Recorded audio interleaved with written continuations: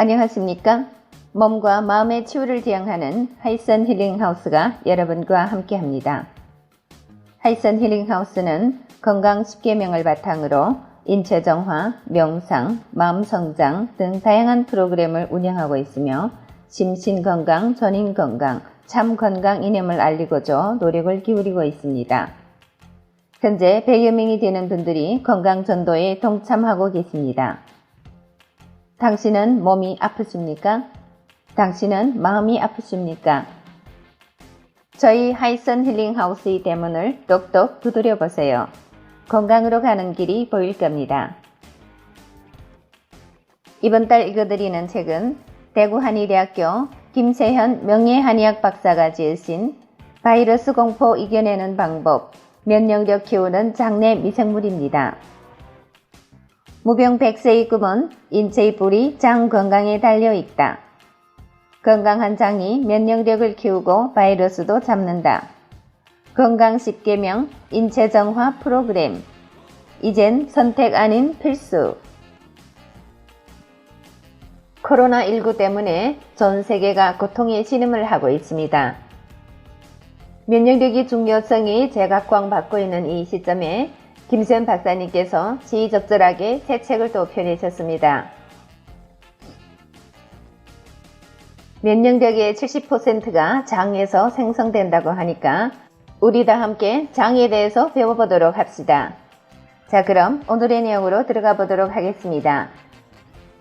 오늘도 제1장 나무는 뿌리, 사람은 장, 이 부분이 내용이 되겠습니다. 장내 플로라가 튼튼한 장을 만든다. 미생물을 전에는 세균이라고 불렀는데 점차 미생물로 바꿔 부르는 추세이다. 균이라는 어감이 왠지 박멸해야 할 대상처럼 여겨지기 때문이다. 미생물은 다양한 질병의 원인이기는 하지만 수천 년, 수만 년의 세월을 인간 곁에 머물면서 인간과 함께 진화를 거듭했다. 그 과정에서 상호 공생이 이루어졌고 어느덧 인간은 미생물이 없이는 살 수 없는 존재가 됐다.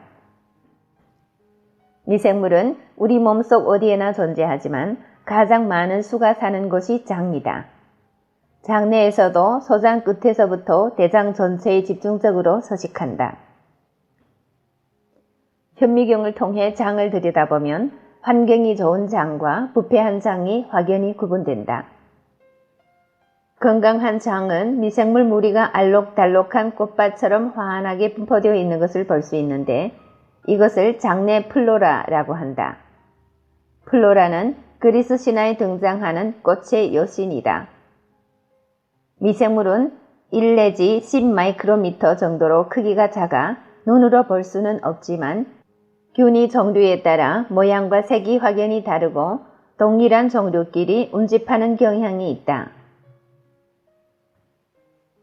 장내에 서식하는 미생물은 사람의 몸과 별개의 존재지만 인체가 소화하지 못한 탄수화물을 먹이로 삼으면서 인체 소화를 돕고 유해 세균의 침입을 막는 등 인체 건강에 도움을 주어 제6의 장기라는 별명을 듣고 있다. 뱃속에 서식하는 세균을 숫자로 놓고 보면 100조 개가량 된다.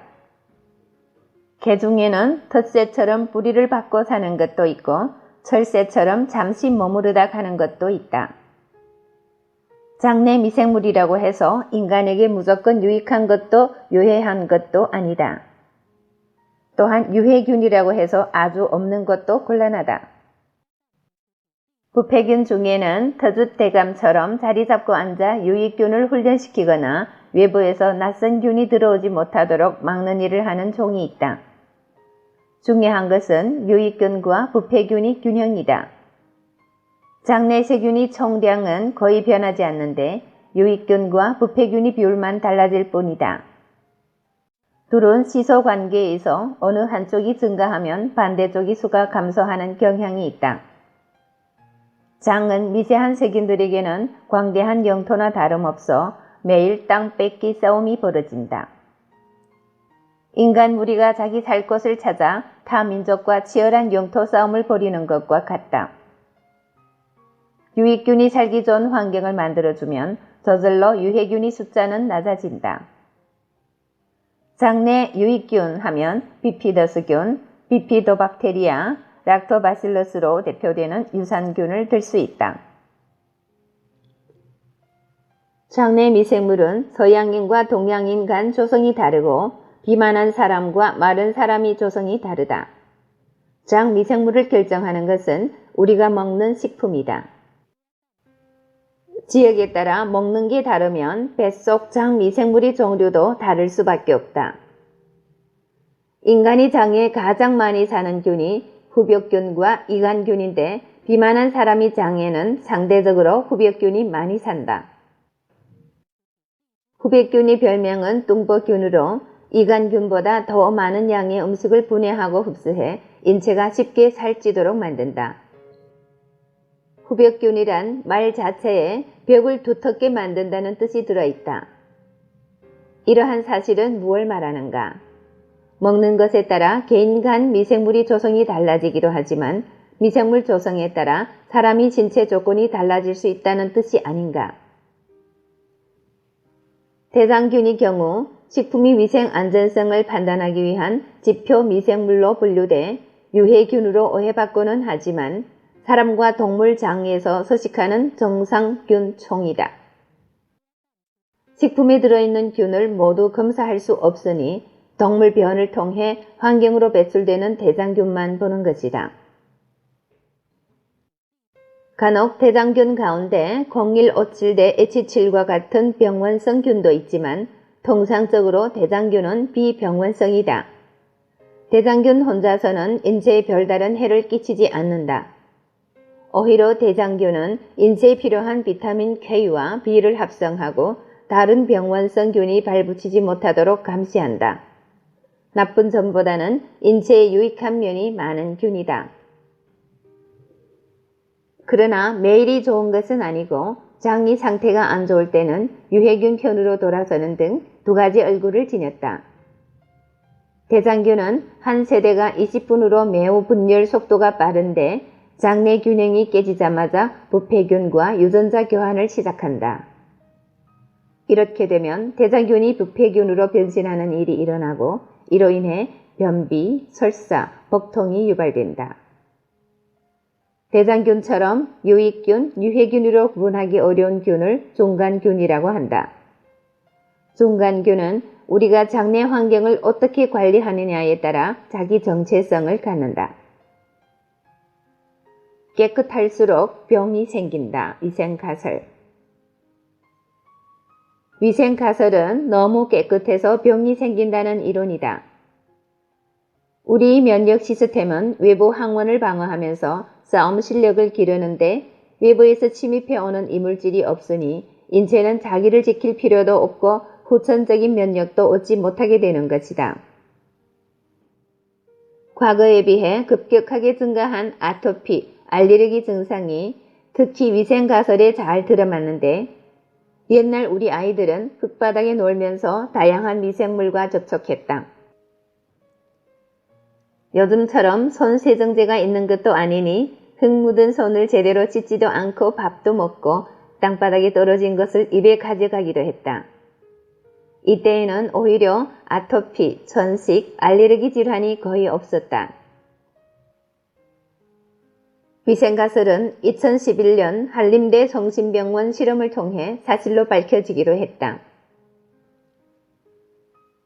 서울, 정읍시내, 정읍시골 3개 지역을 대상으로 어린이 1749명을 조사한 결과 알레르기 비염 진단율에서 시골 13.2%, 소도시 19.4%, 대도시 35.2% 등으로 나타났다.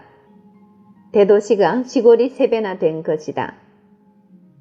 인류는 개인 위생을 철저히 함으로 일부 감염증에서는 멀어졌지만 코로나19처럼 새로 출현한 신종 바이러스 질병에 대해서는 속수무책이다. 우리는 우리와 공존하며 살아야 할 미생물을 주저없이 박멸한 대가를 지금 치르고 있다. 결국 원점으로 돌아왔다. 해마다 신종 바이러스 질병은 생겨나는데 이들을 물리칠 약이 없다. 믿을 것이라고는 내 몸에 면역력밖에 없는 상태가 된 것이다.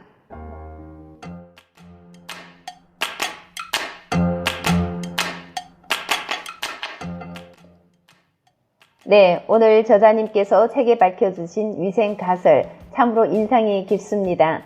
사실 저희들 어릴 때를 생각해보면 거의 매일이다시피 밖에서 뒹굴며 놀았고 공깃돌, 제기차기, 줄넘기 그냥 흙 속에서 묻혀서 살았던 것 같습니다.